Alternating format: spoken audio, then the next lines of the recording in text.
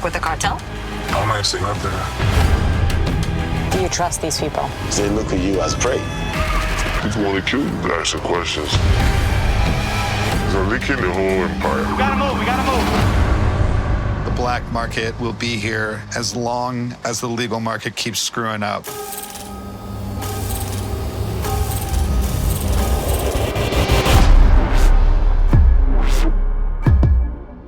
Good morning, Jeff. How are you doing? I'm doing great. So good to talk to you again. I just love this series. It's just so fascinating. Congratulations on season 2 of Trafficked on Nat Geo and streaming on Hulu. Your series deals with shadow economy. What exactly is that? Yeah, it's these black markets that exist all around us and that have an impact on our daily lives, whether we know it or not. You know, I think most people don't realize that these black and gray markets actually make up for almost half of the global economy. And yet we know so little about them. And we think that they're happening in these faraway locations, in underground areas where, you know, we wouldn't be able to get access to, but in fact, they're happening all around us, often in plain sight. And access is in fact very difficult, but it's the most challenging part of our job is gaining access to these worlds, but we do. And so in each episode, we sort of delve deep into one of these black markets. Yeah, the subject matter of your series is so, it seems so difficult for a reporter to infiltrate these different topics. You know, the latest episode deals with white supremacy, and it's alive and well in America. And how much of a danger do they pose? I mean, they plan for violence, don't they?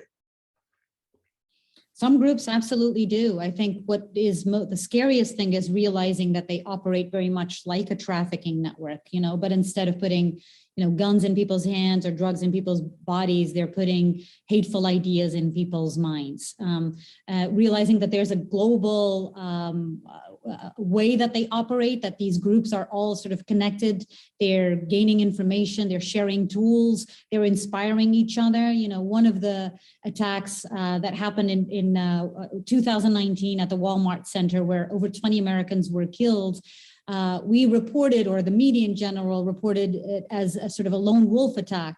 But when you actually learn what happened just moments before the shooting and what inspired the man, the shooter, you see that he's connected to this global trafficking network of ideas of hate.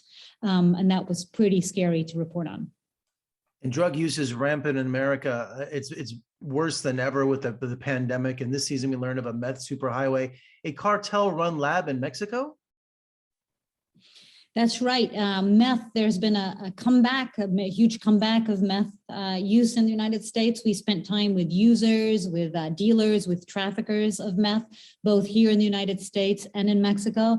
And we spent some time reporting on a meth super lab in Sinaloa, Mexico, where they're making and shipping almost over 2 tons of meth to the United States every month. But then we also spent time in these shake and bake labs, as they're called, these smaller meth labs that exist here throughout the United States and that existed back in the day. You know, it's what inspired Breaking Bad and Walter White, but are very much making a comeback, except that now the meth that is being trafficked and used here in the US is more powerful and deadlier than ever.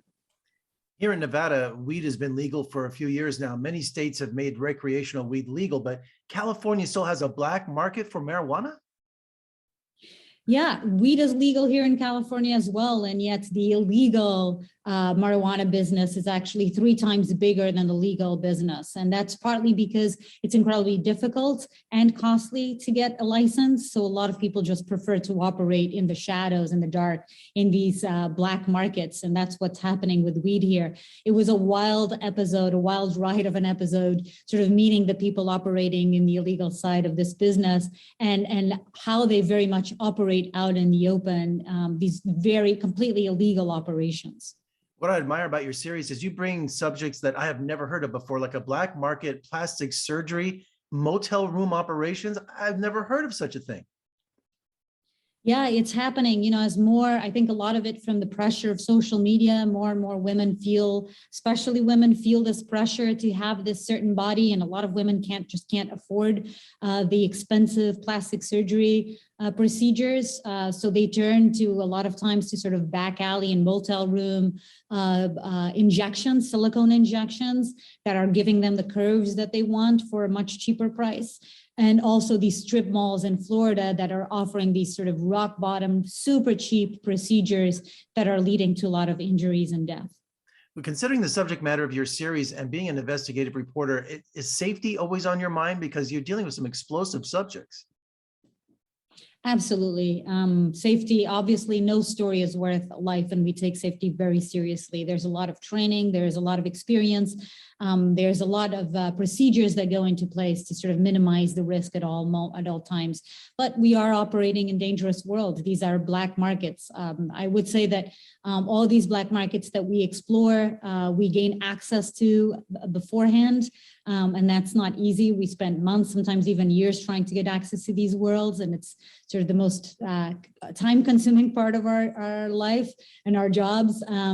But it's important work, I believe, because we really, these again happen all around us. They have an impact on our lives, and it's important to know how they work and who's behind them. With journalism under attack, considering ethics and subject matter, it's refreshing to see that you're keeping the spirit of journalism alive and pulling back the curtain on these subjects. And congratulations on season 2 of Trafficked. And thank you for joining me today. Let's talk again soon. I had a great time. Thank you so much for having me.